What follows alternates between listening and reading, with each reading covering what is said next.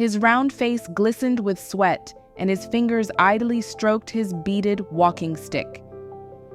He had come with a bag of money, a dowry that would send Amaka's younger brothers to school and settle their family's debts.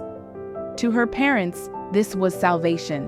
To Amaka, it was a prison sentence. "She is a fine girl," Chief Okafor said, flashing a smile that sent shivers down Amaka's spine. "She will make a good wife."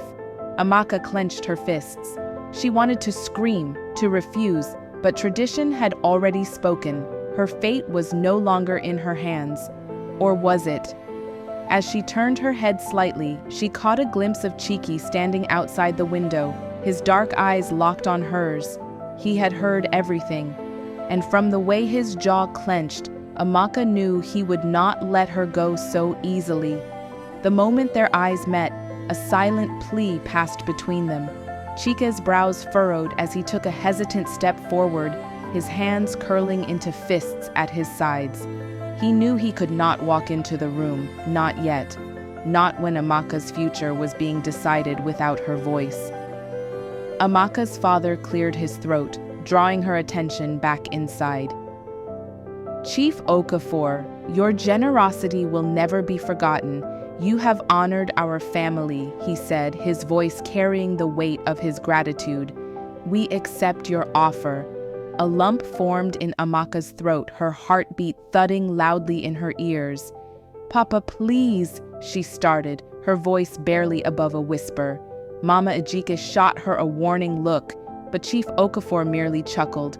"Do not be afraid, my dear. You will live in comfort. No more struggling. Is that not what every woman desires?" Amaka looked down, her vision blurring with unshed tears. No, this was not what she desired. Her heart belonged elsewhere, beyond the walls of tradition and obligation.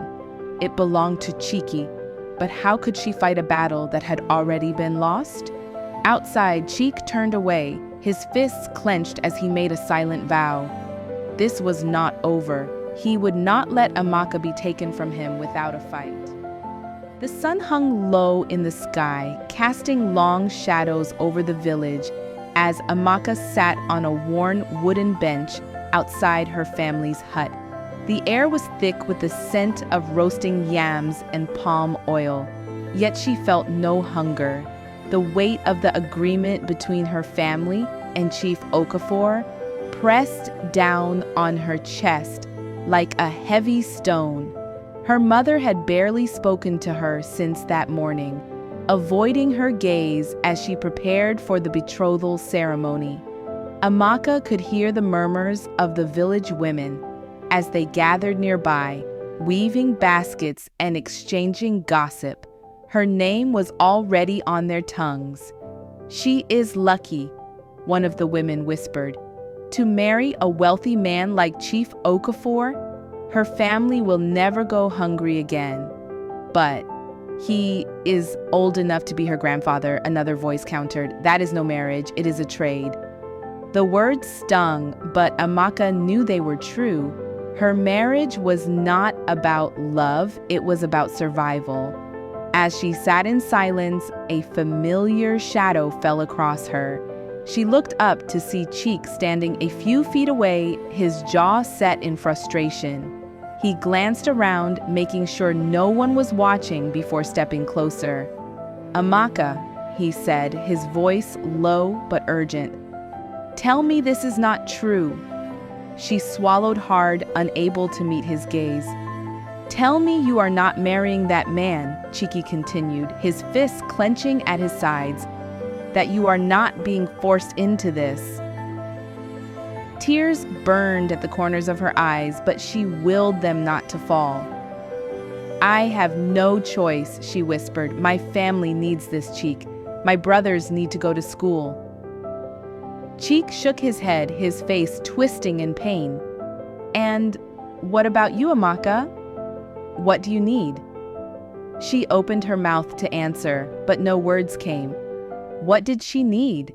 Did it even matter? Before she could gather her thoughts, the sound of her father's voice calling her name broke the moment. Cheek took a step back, his face dark with disappointment. "If you marry him," he said, his voice raw, "you will be giving up more than your freedom. You will be giving up us." Amaka watched as he turned and walked away, his figure disappearing into the shadows of the setting sun. She wanted to call out to him, to tell him she was sorry, but all that escaped her lips was silence, a silence that felt like betrayal. The village was alive with preparations for the upcoming ceremony. Women bustled about, their laughter and chatter filling the air as they pounded yam and stirred pots of steaming soup. The sound of drumming echoed from the square, where young boys practiced their dance steps for the evening's celebration. But amidst the festivity, Amaka felt like a ghost drifting through her own life. She sat on a small wooden stool outside her home, staring blankly at the fabric spread over her lap. A beautiful red and gold lace wrapper, chosen for her by her mother. It was meant to make her look like a bride. Instead, it felt like a shroud. Amaka. She looked up to see Mama Ejike standing over her, hands on her hips. "Why do you sit there like a mourning widow? Shouldn't you be happy? You will be the wife of a rich man." Amaka swallowed hard. "Mama, do you think I will ever love him?" Mama Ejike's face softened for a brief moment, but then she shook her head. "Love is a luxury, my daughter. A full stomach, a roof over your head, those are what matter. Your father and I married without love, yet we built a family. You will learn to love him, or at least respect him. That is enough." Enough? Amaka's chest ached. Was that truly all she could hope for in life? Before she could respond, a familiar voice called her name. She turned to see Chike standing at the edge of the compound, his expression unreadable. Mama Ejike frowned. "Go inside," she whispered. "You should not be seen speaking to him now." But Amaka remained rooted to the spot. Chike took a step closer, his eyes pleading. "Can we talk?" Her mother sighed, shaking her head as she walked away, leaving them alone. Chike hesitated before speaking. "Amaka, I need to know, are you truly going through with this?" She opened her mouth, but the words stuck in her throat. She wanted to tell him that she loved him, that she wished things were different, that she longed to run away with him. But instead, all that came out was a whisper. "I don't have a choice." Cheek let out a sharp breath. "There is always a choice, Amaka. But you have to be willing to fight for it." Tears welled up in her eyes. "And if I fight? What happens to my family, to my brothers?" Cheek took her hands in his. "And what happens to you if you don't?" His touch sent a shiver down her spine, and for a brief moment she allowed herself to imagine a different life, one where she was free to choose her own destiny. But that life felt like a dream, slipping through her fingers like sand. Before she could answer, the voice of her father boomed from inside the house. "Amaka, come inside now!" Cheek's grip tightened, as if afraid she would vanish before his eyes. "Please," he whispered, "don't let them take you away from me." Amaka slowly pulled her hands free. She turned without another word and walked toward the house, feeling Chiki's gaze burn into her back. She did not dare to look back, because if she did, she knew she would never be able to walk away. The evening air was thick with the scent of burning firewood and the rhythmic pounding of drums. The village square was illuminated by flickering oil lamps, casting golden light over the gathered crowd. Laughter and music filled the space, but Amaka felt none of its joy. She sat inside the small hut, her hands clasped tightly in her lap as her mother fussed over her attire. The red and gold lace wrapper clung to her like a second skin. the heavy coral beads around her neck making it difficult to breathe.